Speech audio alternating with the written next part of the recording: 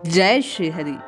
पूज्य गुरुदेव के चरणों में बारंबार प्रणाम। दोहावली के कल के अंक में बाबा ने बतलाया कि जीव के जीवन का प्रयोजन यही है कि देह मिली है प्रभु के भजन को। यदि आप और मैं राम राम कृष्ण कृष्ण की पुकार नहीं लगाते तो निश्चय ही आपका और मेरा जीवन बेकार है, धिक्कार है ऐसे जीवन पर। बाबा कहते हैं, हृदय सुकुलुस समान जो न द्रवही हरि गुण सुनत, करन राम गुण ग्राम जी हैं सोदा दुरजीह के सम। अरे उसकी जिह्वा बेकार है जो राम नाम का सुमिरन नहीं करती, राम राम हरि हरि जपते नहीं है। यदि आप और मैं इस रसना से, इस जिह्वा से प्रभु के नाम को, हरि के नाम को पुकारते नहीं हैं तो आपकी जिह्वा और मेरी जिह्वा में, आपकी और मेरी जिह्वा उस मेंढक की जीभ के समान है जो टरटर तो करती रहती है लेकिन किसी शब्द को उच्चारित नहीं करती, किसी प्रयोजन को सिद्ध नहीं करती। उसी प्रकार आप और मैं यदि संसार की बातों में लगे रहते हैं, इस जिह्वा से केवल और केवल विषय विकारों और इस संसार को ही रटते रहते हैं, संसार की बातों को करते रहते हैं, तो आपका और मेरा बोलना व्यर्थ है। बाबा कहते हैं कि जो हरि के गुण को सुनकर जिसका हृदय द्रवित नहीं होता, पिघलता नहीं है, अरे वह हृदय कहना ही झूठा है, वो तो वज्र के समान कठोर है। जो जीव प्रभु के गुण को, लीलाओं को सुनकर जिसके नेत्रों से अश्रु की धारा नहीं बहती, जिसके हृदय में प्रेम नहीं उमड़ता, कैसा हृदय? हृदय तो वास्तव में वही है जो भगवान की लीला कथाओं को श्रवण करे और विरह में जल उठे कि मैं क्यों नहीं पहुंचा अभी तक प्रभु के द्वार पर। आगे कहते हैं, स्त्रीण सलिल सने हूँ तुलसी सुनी रघुवीर जस, तय नय ना जही देहूँ राम कहूँ अहि आंधरो। तुलसीदास जी कहते हैं, हे राम जी, भले मुझको आप अंधा बना देना, ये चर्म चक्षु मत देना, ऐसी आंखों का क्या फायदा जो आपकी लीलाओं को श्रवण करने के बाद जिसे आंसू ना बहते हों। ऐसी आंखों के होने और ना होने का क्या प्रयोजन नाथ, जो आपके विग्रह को देखकर, आपके नाम को सुनकर, आपकी लीला को सुनकर, आपके गान को सुनकर, आपके धाम को देखकर, उसकी महिमा को जानकर भी विरह के दो अश्रुओं को बहा ना सके, उस आंख का मेरे पास होने का कोई अर्थ नहीं। वही आंख शोभा योग्य है जो प्रभु के नाम को, यश को, गान को सुनकर अश्रु से भर आती है। कैसे अश्रु? विरह के अश्रु जिन आंखों में भर जाते हैं।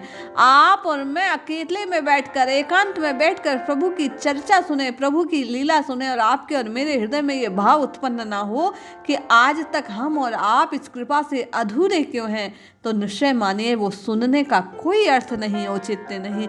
जब तक आप और मैं पाने के लिए, प्रभु से मिलने के लिए व्याकुलता से अपने हृदय को ना युक्त कर पाएंगे, तब तक आपका और मेरा जीवन बेकार है, धिक्कार है। ये नेत्र तभी सफल हो सकते हैं जब प्रभु के यश को सुनकर इनमें यकायक स्वतः अश्रु की धारा का संचार हो जाए, विरह से ये हृदय तड़फ उठे कि मुझे आज अभी इसी समय प्रभु से मिलना है, अन्यथा क्या काम का ये जीवन। बाबा कहते हैं, रहे न जल भरी पूरी राम सुजस सुनी रावरो, तिन आखिर में धूली भरी भूरी मुट्ठी में लिए। हे राम जी, आपके यश को सुनकर आंखों में अश्रु नहीं आया, ऐसी आंखों का क्या फायदा? इन आंखों में तो भर भर मुट्ठी धूल झोंक देनी चाहिए, इनको तो नष्ट कर देना चाहिए, इनको समाप्त कर देना चाहिए। वही आंख आंख कहलाने योग्य है जो प्रभु के लीला यश को सुनकर प्रेमा अश्रुओं से भर आए, जो आंख प्रभु के विरह में रोती हो। गोस्वामी जी कहते हैं, वही आंख आंख है। बाकी से तो केवल संसार को देखते हो, संसार को रिझाने का प्रयास करते हो, संसार में ही लग जाते हो। वो संसार में लगी हुई आपकी आंख आपको कहीं का नहीं छोड़ने वाली। ऐसी आंख का होना या ना होना एक बात है।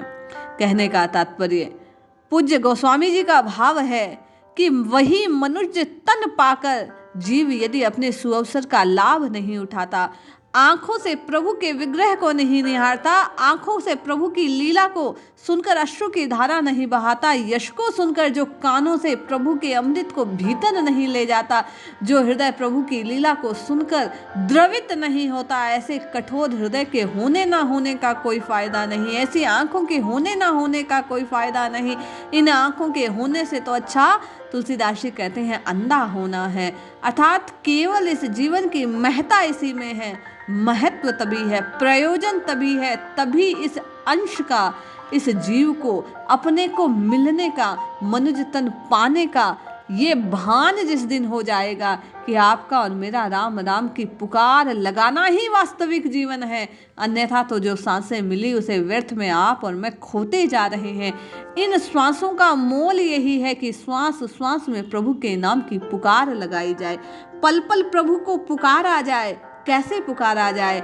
अगले ही पल प्रार्थना के स्वर में गोस्वामी जी कहते हैं, बारक सुमिरत तो ही होई तिन्हि सम्मुख सुखद, क्यों न संभारिए मोहि दया सिंधु दशरथ के। हे दया सागर दशरथ नंदन, जो एक बार भी तुम्हारा स्मरण करता है तुम उनके सम्मुख होकर उनको सुख देने वाले बन जाते हो, फिर आप मेरी सुधि क्यों नहीं लेती? आप और मैं भी प्रभु से ये निवेदन करें, प्रार्थना करें कि नाथ ऐसा कौन सा अपराध मुझ और आप से बन पड़ा जिसके कारण आप मुझे देख नहीं रहे हो। मुझ और आप कहने का तात्पर्य मुझसे और सुनने वाले प्रत्येक से, क्योंकि कहीं ना कहीं कोई बाधा तो उत्पन्न हो रही है कि आप और मैं वैसा प्रेम प्रभु से, वैसी व्याकुलता प्रभु के प्रति अपने हृदय में नहीं ला पा रहे हैं, जिसे दूर करने के लिए प्रभु को स्वयं दौड़ना पड़े। इसलिए आप और मैं भी प्रभु से तुलसीदास जी के समान ही प्रार्थना करें कि हे नाथ हमारी भी सुधि लीजिए। कोई एक बार आपका नाम उच्चारित कर दे तो आप उसको सुख देने वाले बन जाते हो, उसी के हो जाते हो, उसी का उद्धार कर देते हो, चाहे जिस भी भाव से वो आपके नाम को पुकारता हो। तो हम तो बारंबार आपके नाम को पुकार रहे हैं, आर्त होकर पुकार रहे हैं।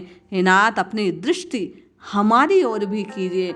निश्चय ही जब ये प्रार्थना आप और मैं बार बार प्रभु से करेंगे कि हे नाथ मैं आपका हूँ और मैं आपको भूला नहीं हूँ, मैं आपको भूलूंगा नहीं, आप मेरी ओर देखिए, मेरी बिगड़ी भी आपको ही बनानी है। राम राम कहने से सब काम बन जाते हैं, तो मेरे भी काम बना दीजिए, इस मनुज तन पाने के प्रयोजन को सिद्ध कर दीजिए, आप मेरी ओर भी देखिए। ऐसा कहने से, निश्चय ही राम राम रटने से प्रभु आपकी और मेरी प्रार्थना को भी स्वीकार करेंगे और आपको और मुझे भी राम जी की प्राप्ति होगी। जय श्री हरि, जय जय श्री सीताराम।